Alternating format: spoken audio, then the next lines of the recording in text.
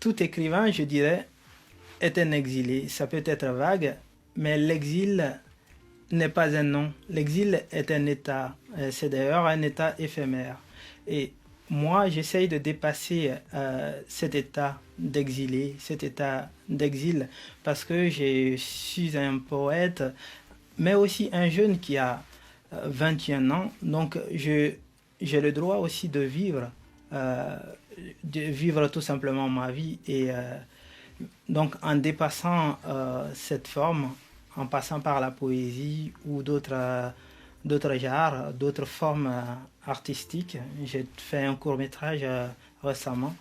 Et l'exil, pour moi, c'est aussi les rencontres. C'est pas seulement quelque chose, ça peut être paradoxal, mais c'est pas rester dans son coin, dans la solitude. C'est aussi la rencontre de l'autre, parce qu'en s'exilant, on rencontre les autres. Il y a plusieurs formes d'exil.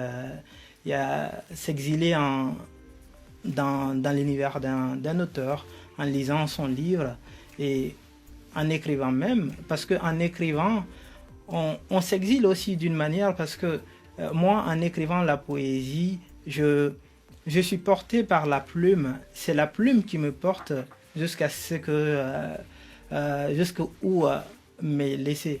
Et donc, dans ce sens, je suis porté par l'écriture. Et c'est à la fin de l'écriture que je réfléchis à ce que j'ai écrit. Donc, en commençant à écrire, je ne réfléchis pas vraiment en écrivant un poème. C'est à la fin du poème que je réfléchis. Donc, à la fin, c'est une forme d'exil aussi. Et cet état d'exilé n'est pas quelque chose de malheureux aussi. Donc, l'exil peut prendre plusieurs formes.